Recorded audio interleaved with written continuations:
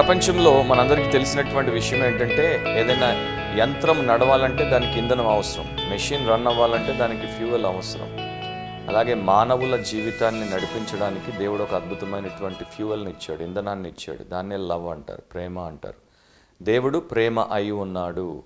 దేవుడు లోకాన్ని ఎంతో ప్రేమించను. యేసు మనల్ని ప్రేమించి తను తాను అప్పగించుకొనెను. సో ఇవన్నీ బైబిల్లో చిన్నప్పుడు సండే స్కూల్లో మనం విన్న పాఠాలు, మనం పాడిన పాటలు, యూత్ మీటింగ్లో మనం నేర్చుకున్నటువంటి లెసన్స్, తర్వాత చర్చ్లో క్రమంగా వినేటువంటి ఆధ్యాత్మికమైనటువంటి పారమార్థిక సత్యాలు వినడం ఒకటి, దానికి అనుగుణంగా విధేయత చూపి నడవడం ఒకటి. ఈ రోజున క్రైస్తవ్యానికి కావలసినటువంటి ముఖ్య విషయం ఏంటంటే దేవుణ్ణి ప్రేమించుట, పొరుగువాడిని ప్రేమించుట. అండ్ మనకున్నటువంటి అన్ని సంబంధ బాంధవ్యాల్లో ప్రేమను కలిగి వాటిని మనము కొనసాగించుట. అపోస్తలుడైన పౌలు యేసు ప్రభువును బాగా దగ్గరగా ఎరిగినవాడు. ఆయనతో ఎన్కౌంటర్ తర్వాత యేసుకు దాసోహం అయిపోయాడు. యేసు కొరకు సమస్తాన్ని సమర్పించేసుకున్నాడు. ఫిలిప్పి 3వ అధ్యాయం మీరు చదివితే ఆయన కొరకు సమస్తమును నష్టముతోనూ పెంటతోనూ సమానముగా ఎంచుకొనుచున్నాను అంటాడు.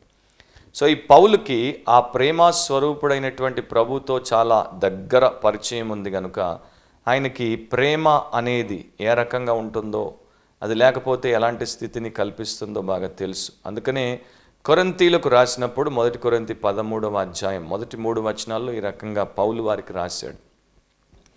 మనుషుల భాషలతోనూ దేవదూతల భాషలతోనూ నేను మాట్లాడినను, ప్రేమ లేనివాడనైతే మ్రోగెడు కంచును గనగనలాడు తాళమునై ఉందును. ప్రవచించు కృపావరము కలిగి మర్మములన్నీయు జ్ఞానమంతయు ఎరిగిన వాడునైనను, కొండలను పెకిలింపగల పరిపూర్ణ విశ్వాసము గల వాడునైనను, ప్రేమ లేని వాడునైతే నేను వ్యర్థుడను. బీదల పోషణ కొరకు నా ఆస్తి అంతయు ఇచ్చినను, కాల్చబడుటకు నా శరీరమును అప్పగించినను, ప్రేమ లేని వాడునైతే నాకు ప్రయోజనమేమీ లేదు. సో గమనించారు కదా ఎన్ని గొప్ప విషయాలు, వరాలు, గ్రేట్ థింగ్స్ గురించి ఆయన చెప్పాడు. అవన్నీ ఉండి ప్రేమ లేకపోతే వ్యర్థుడను వ్యర్థుడను వ్యర్థుడను అంటాడు. So without love everything is meaningless, without love everything is waste అని పౌలు భక్తుడు అంటున్నాడు. సో మనము ఒక క్రైస్తవ విశ్వాసిగా, దేవుని బిడ్డగా, సంఘ సభ్యునిగా, సభ్యురాలిగా నిరంతరం వేసుకోవాల్సినటువంటి ప్రశ్నలు, ఎవరో చక్కగా ఒక 6 ప్రశ్నలు మరి నిరంతరం వేసుకోవాలని చెప్పారు. అవి ప్రేమతో మనం కలిగి ఉన్నామా లేదా అని చూసుకోవడానికి ఉపయోగపడేటువంటి ప్రశ్నలు. మొదటిది ఏంటంటే, నేను మాట్లాడినప్పుడు నా మాటల్లో ప్రేమ స్ఫురిస్తోందా? రెండవది, నేను ఆలోచించినప్పుడు ప్రేమను కలుపుకొని ఆలోచించగలుగుతున్నానా? మూడవది, నేను ఏదైనా చేసినప్పుడు దానిని ప్రేమతో చేస్తున్నానా? నాలుగవది, నేను ఎవరికైనా ఏదైనా విషయంలో స్పందించినప్పుడు ఆ స్పందనకు వెనకాల ప్రేమ నా ఉద్దేశముగా ఉందా? నేను సేవ చేసినప్పుడు ఆ సేవ ఎలాంటిదైనా కావచ్చు, ప్రేమ చేత ప్రేరేపించబడి సేవ చేస్తున్నానా? అండ్ నేను ఇతరులకు ఇచ్చినప్పుడు ఏమిచ్చినా కూడా అది ప్రేమను బట్టి ప్రేమతో ఇస్తున్నానా? సో ఈ 6 విషయాలు మనం నిరంతరం ప్రశ్నించుకోగలిగితే, మనల్ని మనం పరీక్షించుకోగలిగితే చాలా మేలు పొందుతాం. అండ్ మనకు అర్థమైపోతుంది ప్రేమతో నడుస్తున్నామో, ప్రేమ లేకుండా స్వార్థంతో నడుస్తున్నామో. సో దేవుడు ప్రేమ అయి ఉన్నాడు. ఆయన యొక్క సహవాసంలో ఉంటూ మనం ప్రేమ తత్వాన్ని పెంపొందించుకోవాలి. ప్రేమ అనే గుణాన్ని మనము విస్తృతంగా వినియోగించేటువంటి వారంగా ఉండాలి. ఆత్మఫలము మొదటిది ప్రేమే కదా. సో దేవుడు తన పరిశుద్ధాత్మ ద్వారా మన హృదయంలో ప్రేమను కుమ్మరించాడు. ఆ ప్రేమను మనం ఇతరులకు పంచడం కోసమే.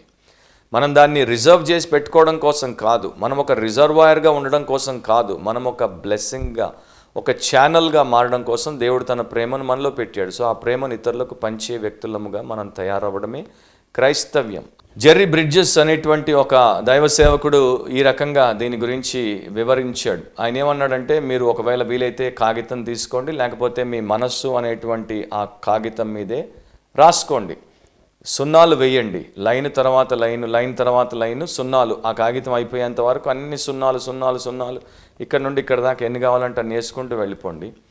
అండ్ ఆ కాగితం వంక ఒక్కసారి చూచి దాని మీద విలువ ఎంతో గ్రహించే ప్రయత్నం చేయండి. సున్నా తర్వాత ఎన్ని సున్నాలు పెట్టినా విలువ సున్నానే. సున్నా కింద ఎన్ని సున్నాలు గీసుకుంటూ పోయినా విలువ సున్నానే. ఇప్పుడు దాని ముందు ఆ సున్నా ముందు 2 కానీ 5 కానీ రాయండి. అప్పుడు వెంటనే ఆ కాగితము ఎంతో విలువైనటువంటి సంఖ్యను మన ముందు పెట్టేస్తుంది. ఎందుకంటే ఆ అంకె ఆ విలువను తీసుకుని వచ్చింది. సో మన లైఫ్లో ప్రేమ లేకపోతే ప్రతిదీ సున్నాయే. నా దగ్గర 10 డిగ్రీలు ఉండొచ్చు, ప్రేమ లేకపోతే 10 సున్నాలు. నాకు 10 వరాలు ఉండొచ్చు, ప్రేమ లేకపోతే సున్నాలు. నా విశ్వాసం ఎంత గొప్పగా ఉండొచ్చు, ప్రేమ లేకపోతే సున్నా. నా ప్రవచన జ్ఞానం ఎంత గొప్పగా ఉండొచ్చు, ప్రేమ లేకపోతే సున్నా. నాకు దేవుడు విశేషమైనటువంటి విశ్వాసమును, కొండలను పెకిలింపగలిగేటువంటి విశ్వాసమును దయచేసి ఉండొచ్చు, ప్రేమ లేకపోతే సున్నా. వివేచన వరం ఉండొచ్చు, ప్రేమ లేకపోతే సున్నా. సో ప్రేమ ఉంటే విశ్వాసానికి అర్థం ఉంది, ప్రేమ ఉంటే వరానికి అర్థం ఉంది, ప్రేమ ఉంటే దైవిక ఆసక్తికి అర్థం ఉంది, ప్రేమ ఉంటే దేవుని పేరట చేసే సేవకు అర్థం ఉంది. ప్రేమ లేకపోతే అర్థం లేదు, ప్రేమ లేకపోతే ఏమీ లేదు, ప్రేమ లేకపోతే అంతా శూన్యం, సున్నా. సో కనుక ప్రేమ అనేది దేవుడు విశ్వాసుల్లో పెంపొందించేటువంటి మొదటి విషయం అని గుర్తించి ప్రతిరోజు ప్రార్థించినప్పుడు, ప్రభువా నన్ను నీ ప్రేమతో నింపవా, ప్రేమించే వ్యక్తిగా చేయవా. ఫస్ట్ ఫ్యామిలీతో దాన్ని మొదలు పెడదాం, తర్వాత చర్చ్, తర్వాత సమాజం. ఆ రకంగా దేవుడిచ్చిన కృపను బట్టి, దేవుడిచ్చిన అవకాశాన్ని బట్టి, దేవుడిచ్చిన సామర్థ్యాన్ని బట్టి మనం చేయలేం. నేను చేయలేను, మీరు చేయలేరు, ఎవరూ చేయలేరు. నా మానవ మాత్రుడు ఎవరూ చేయలేరు. దేవుడే మన ద్వారా చేయిస్తాడు. ఆయన చేయించడానికి మనము ఆయనకు సమర్పించుకుంటే, ఆత్మానుసారంగా నడిస్తే ఆయన మనల్ని మన చేత మరి ప్రేమింపలేనటువంటి వారందరినీ ప్రేమింపజేస్తాడు. అండ్ ఎవరెవరికి ప్రేమ అవసరమో వారికి పంపిణీ చేసేందుకు వాడుకుంటాడు. అండ్ ఈనాటి క్రైస్తవ్యంలో ఇది చాలా అవసరం. మనందరం దీన్ని గ్రహించి ఆ రకంగా ప్రేమ తత్వాన్ని పెంపొందించుకొని జీవించుదుము గాక. దేవుడు అలాంటి కృపను మీకు అనుగ్రహించును గాక. ఆమేన్.